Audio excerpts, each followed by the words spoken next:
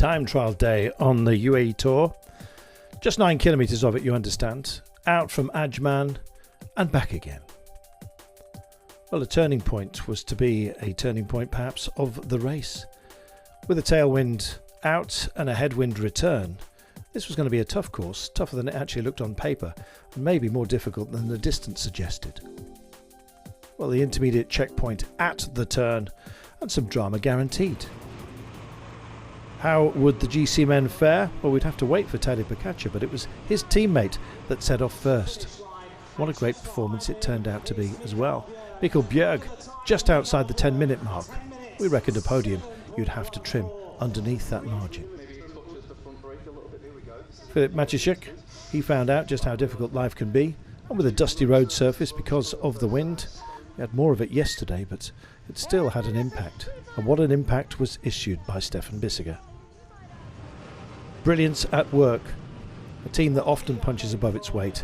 Stefan Bissegger, though, when it comes to time trialling, especially this kind of distance, he's a man who can be in charge. And today, he was. Brilliance at work. Kept it smooth, and indeed was bossing the course both out and back.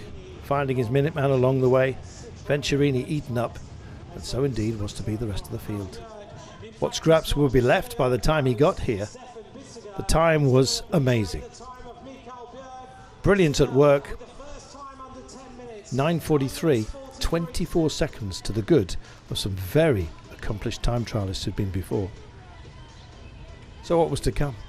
Well, of course, the world champion and Filippo Ganna. Before we even got there, however, we had to ponder those who were going to make an impact. João Almeida was definitely one of those, and some were saying he should have been on the podium for the day. How close would the Portuguese get? We're about to find out. Almost a lonely place out there, but he won plenty of plaudits as he crossed the line, second quickest with a 10.05. Still, that 10-minute margin looked like a bridge that would be broken by very few. Ganna, though, had other ideas. Tightening up his shoes, he was ready to prove why he carries the world champion's bands. He meant business, and he attacked every single one of the corners. Took him a while to even settle into the seat, and once he was there, he looked majestic. Could he, however, unseat Bissegger, who'd sat in the hot seat for well over an hour by the time Ganna took to the course? Some changes in the weather conditions, but it didn't diminish any of the performances on the day. They were marginal in the end. It was all about power, poise and performance. Ganna, of course, on a big stage, is one of the leading men, but today it was not to be his day. Still under the 10-minute mark, however. Good enough. For second place only. Well, our attention started to turn to those who would be battling it out for the general classification, with Adam Yates, Tadej Pogačar and of course Tom Dumoulin still to come. How would things settle between them ahead of the climbing day to Jabal Jais? Tadej Pogačar set off in pursuit of Adam Yates. Yates himself producing an excellent time, but Pogačar was out for more than that. He wanted brilliance, and we're kind of used to seeing it from him. By the time we got to the split, he was already looking amazing.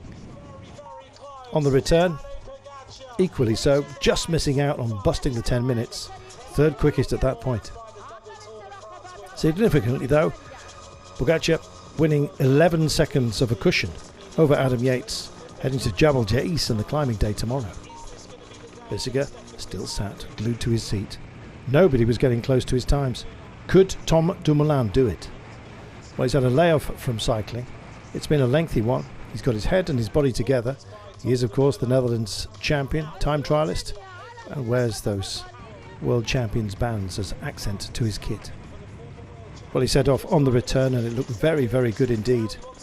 Again, the 10-minute mark would be broken. So few did it. Great to see Tom Dumoulin back where he needs to be, amongst the very best. Bissegger, though, with the thumbs up and a microphone ready for the interview of the winner. And he was, by a margin of 7 seconds over Ganna.